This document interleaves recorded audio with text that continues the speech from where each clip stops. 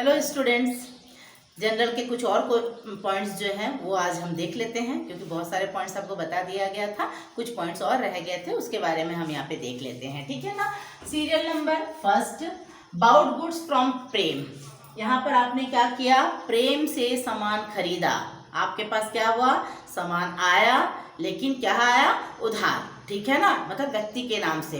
हम बार बार बता चुके हैं, फिर से एक बार रिवाइज करने के लिए कुछ पॉइंट्स यहाँ पे लिया गया है कि आपके पास सामान आया तो परचेज ऑलवेज डेबिट। तो परचेज ऑलवेज डेबिट, तो आपने यहाँ पे क्या किया, purchase account debit, purchase account debit to Prem. ठीक है, प्रेम से आपने लिया। यहां पर आप क्या लिखेंगे, बीइंग गुड्स परचेज फ्रॉम प्रेम। ठीक है, अमाउंट कितना है 1500 और आपने लिखा 1500, क्योंकि ये उधार क्रय था। तो उधार क्रय में क्या हुआ, हमारे पास सामान खरीदा है तो सामान आया और बदले में हमारे पास से कैश तो गया नहीं था। तो कैश जब नहीं गया तो फिर क्या गया, व्यक्ति का नाम गया। ठीक है ना। तो इस तरह से ये आपका purchase account debit to Prem. Second point है, सेकंड में हमने लिखा है रिसीव्ड फ्रॉम करण, नहीं, रिसीव्ड कैश फ्रॉम करण। इसके पहले वाले में मैंने आपको कहा था कि रिसीव्ड और पेड कुछ भी है, कमीशन पेड था या कमीशन रिसीव्ड था, तो आपके पास दो वर्ड था, तो आपने पास पैसा आया तो आपने कैश लिखा और किससे आया वो बताया। लेकिन यहाँ पर आपको स्पष्ट बोल रहा है कि आपके पास क्या आ गया, कैश आ गया, और किससे आया, करंट से आया। ठीक है ना।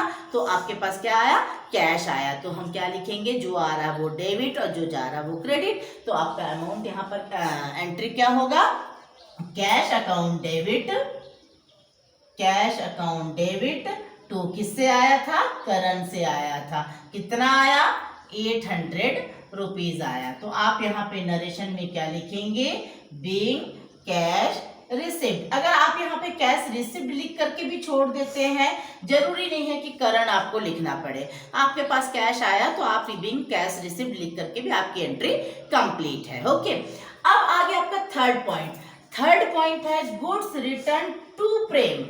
अब यही प्रीवियस वीडियो में मैंने आपसे बोला था बाय और टू, जब मैंने नोट्स बताया था, मतलब रूल्स बताया था, रूल्स में मैं आपका परचेज रिटर्न और सेल्स रिटर्न बताई तो थी, लेकिन उसमें टू और बाय वर्ड बताना भूल गई थी। तो फिर से एक बार रिपीट हो रहा है, परचेज रिटर्न के लिए टू वर्ड रहता है और सेल्स रिटर्न के लिए बाय वर्ड रहता है। ठीक है ना।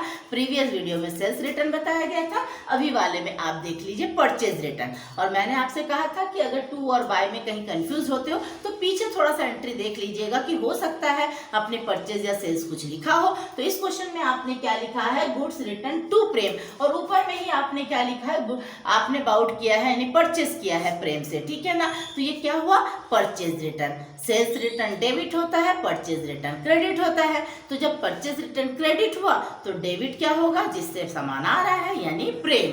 तो यहाँ पर आपकी थर्ड पॉइंट जो है वो कहलाएगा प्रेम डेबिट टू परचेज रिटर्न। और फिर से मैं आपको वही बता दे रही हूं कि मैंने आपसे कहा कि मैं किसी भी पर्सन के नेम के साथ अकाउंट नहीं लगाती हूँ। आप लगाना चाहो तो एपिस्ट्रोफेस एस कर सकते हैं। ठीक है ना। तो यहाँ पे आप क्या लिखेंगे, being goods return to Prem.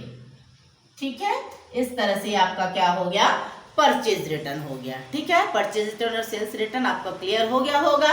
Amount कितना था, 500 का सामान आपका वापस आया था।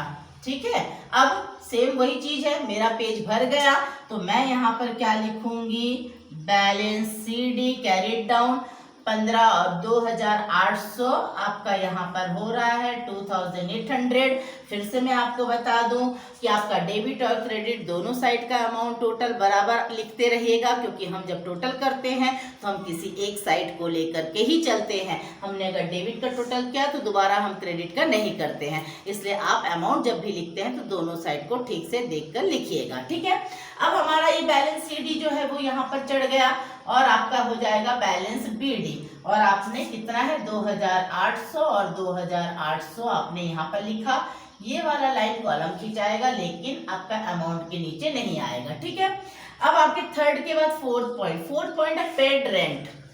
रेंट के लिए पेड, ये भी मैंने रोल्स में लिखाया है आपको कि रिसिप्ट में हमेशा कैश डेबिट होता है और पेड में हमेशा कैश क्रेडिट होता है, क्योंकि आपके पास से जा रहा है। सिर्फ दो शब्द हैं, पेड और रेंट, तीसरा कुछ भी नहीं है। और पेड है मतलब आप समझ गए कि कैश ही गया होगा ना, बाकी कुछ तो बोल नहीं रहा है। तो कैश गया तो टू कैश, और किसके पर्पस पे गया, रेंट पे गया है। इसीलिए आपकी यहाँ पर एंट्री बनेगी rent account debit to cash account. Amount कितना हुआ 1000 और नरेशन लिखेंगे बिंग रेंट पेड। ठीक है। फिफ्थ पॉइंट, हमारा फिफ्थ पॉइंट है पेड टू हीरालाल। अब यहाँ पर ऊपर में पेड रेंट था, यानी आपने रेंट के लिए आपके पास से पैसे गए। अब यहाँ पर आप हीरालाल को दे रहे हो, Hiralal is a person, Hiralal को आपको जा रहा है। तो यहाँ पर भी क्या जा रहा है, कुछ भी नहीं बोला गया है, यानी कैश ही जा रहा है, लेकिन किसे जा रहा है, हीरालाल को जा रहा है। तो पाने वाला कौन हुआ, हीरालाल। तो हीरालाल को डेबिट कीजिए और आपके पास से कैश गया तो कैश को क्रेडिट कीजिए। तो जनरल एंट्री क्या हो जाएगा, Hiralal debit to cash account. Narration में लिखेंगे बीइंग पेड टू हीरालाल। ठीक है। अमाउंट कितना दिया, उन्हें 2000 आपने दिया है। ठीक है। इसके बाद सिक्स एंट्री गुड्स सोल्ड। अभी मैंने बताया कि गुड्स सोल्ड, सामान बेचा, ना आपके इसके साथ कैश वर्ड है, ना आपके इसमें किसी तरह का पर्सन का नेम है।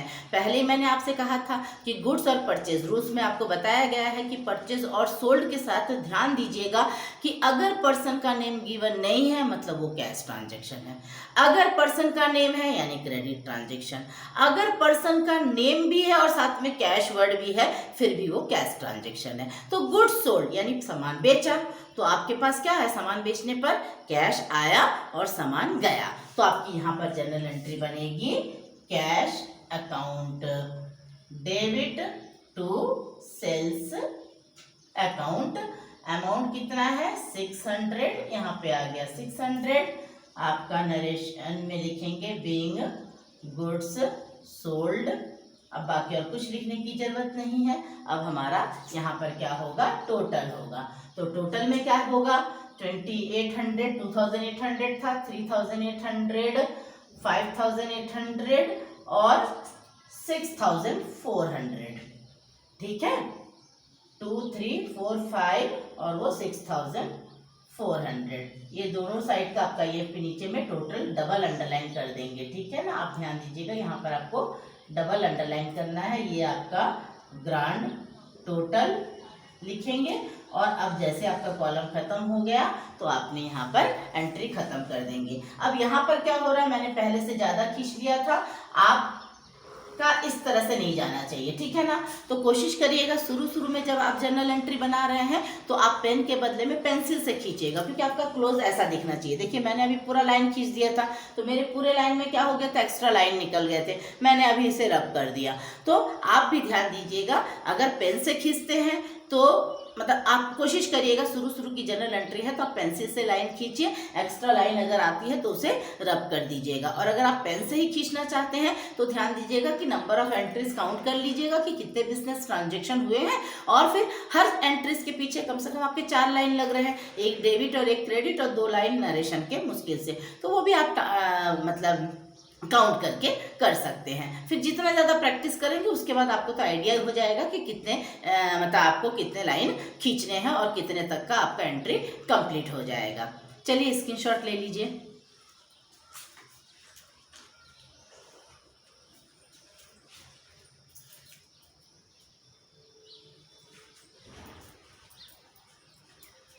आई थिंक आपको ये वीडियो समझ में आ गया होगा।